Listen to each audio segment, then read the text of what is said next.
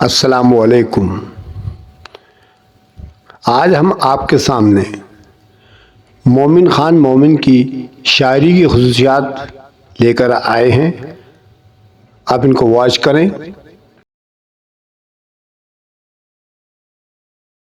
تو شروع کرتے ہیں۔ نام جو تھا آپ کا مومن خان تھا اور مومن ہی تخلص تھا۔ یہ نام شاہ عبد العزیز رحمۃ اللہ علیہ نے رکھا تھا۔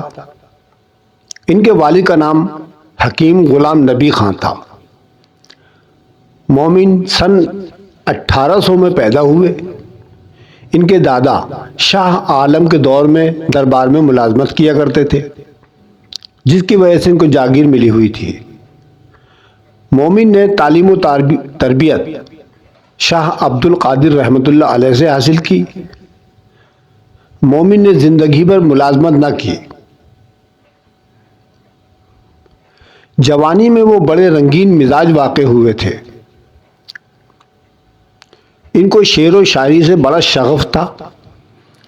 ان کے عشق کے چرچے دہلی میں گونجا کرتے تھے، لیکن آخری عمر میں وہ تمام رنگینیاں چھوڑ کر شاہ اسماعیل شہید رحمۃ اللہ علیہ اور سید احمد شہید رحمۃ اللہ علیہ کی تحریک جہاد میں شامل ہو گئے۔ سن 1851 میں اپنے گھر کی چھت سے گر کر وفات پائی۔ سب لوگوں نے کہا دہلی کا چراغ بجھ گیا۔ اب ہم آپ کے سامنے ان کی غزل کی خصوصیات پیش کرتے ہیں۔ تو پہلا پوائنٹ ہے آپ کے سامنے رنگ تغزل۔ مومن اپنی شاعری میں انداز بیاں اور انداز خود میں ایک منفرد مقام رکھتے ہیں۔ وہ رنگ تغزل کے شہنشاہ ہیں۔ انہوں نے اپنی غزل میں تغزل کی تمام رعنائیوں کو استعمال کیا ہے۔ ان کا عشق مجازی ہے، یعنی وہ دنیاوی محبوب سے محبت کرتے ہیں۔ ان کا عشق حقیقی نہیں ہے۔ بلند پروازی میں وہ غالب سے بھی اونچی حیثیت رکھتے ہیں۔ ان کی شاعری میں شاعری کی تمام خصوصیات پائی جاتی ہیں۔ اشعار ملاحظہ ہوں۔ اے چارہ گر شب ہجرہ میں مت بلا، وہ کیوں شریک ہو میرے حال تباہ میں۔ تانا پڑے خلل کہیں آپ کے خواب ناز میں، ہم نہیں چاہتے کمی اپنی شب دراز میں۔ بے پردہ غیر پاس اسے بیٹھا نہ دیکھتے، کاش ہم بھی اٹھ جاتے جہاں سے حیا کے ساتھ۔ کیا دل کو لے گیا کوئی بیگانہ آشنا، آج کیوں اپنے جی کو لگتے ہیں اجنبی سے ہم۔ اسلوب بیاں۔ مومن کے کلام میں اسلوب بیان کو بڑی اہمیت حاصل ہے۔ وہ معمولی سے معمولی بات کو بھی اپنے طرز ادا، بلند خیالی، ندرت بیانی اور مضمون آفرینی سے حسین اور دلکش بنا دیتے ہیں۔ فراق کے سبب یعنی جدائی کے سبب جب ہر عاشق مرنے کی دعا کرتا ہے، اس موقع پر بھی ان کا انداز بڑا نرالا ہے۔ شب فراق میں زندگی پہ مرتا ہوں میں، کہ گو خوشی نہیں ملنے کی پر ملال تو ہے۔ کیا جانے کیا لکھا تھا اسے حالت اضطراب میں، قاصد کی لاش آئی خط کے جواب میں۔ ٹھانی تھی دل میں اب نہ ملیں گے کسی سے ہم، پر کیا کریں کہ ہو گئے ناچار جی سے ہم۔ ترک اجزا۔ مومن کے کلام میں ایک بڑی خاصیت یہ ہے کہ وہ مضمون کی بعض کڑیاں پڑھنے والے کے لیے چھوڑ دیتے ہیں۔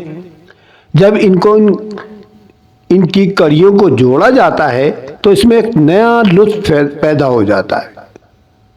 اشعار ملاحظہ فرمائیے۔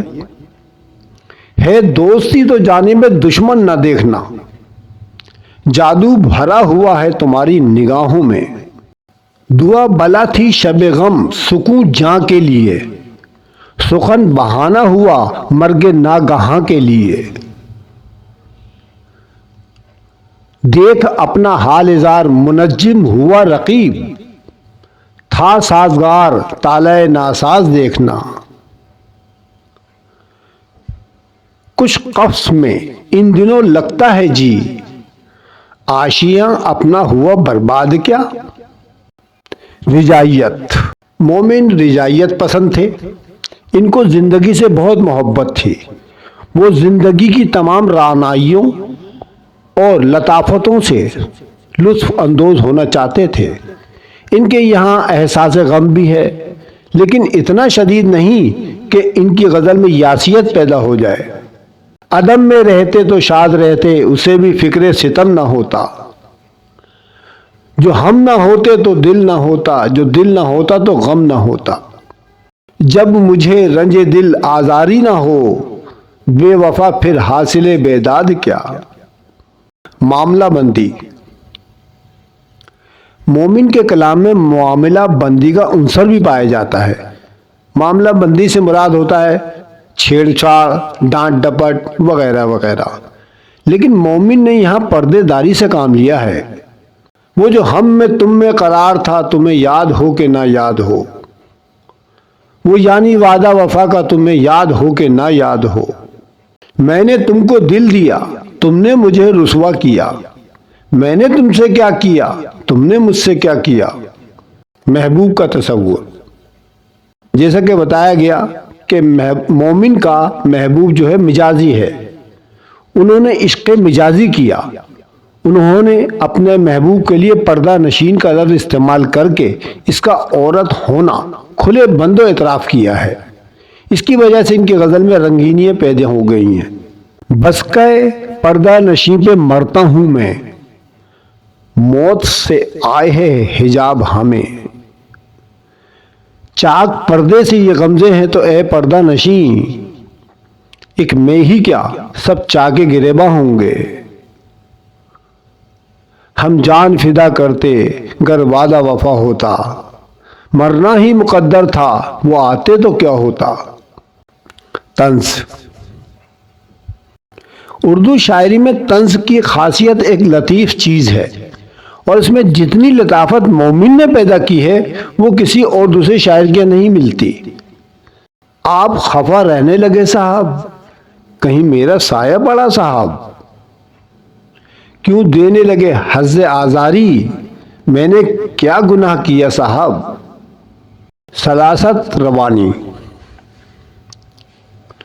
مومن کا طرز بیان اس قدر دلکش ہے کہ وہ معمولی سے معمولی بات کو اپنے دلکش اور حسین انداز میں اس طرح بیان کرتے ہیں کہ وہ سیدھی دل پر جا کر اثر کرتی ہے۔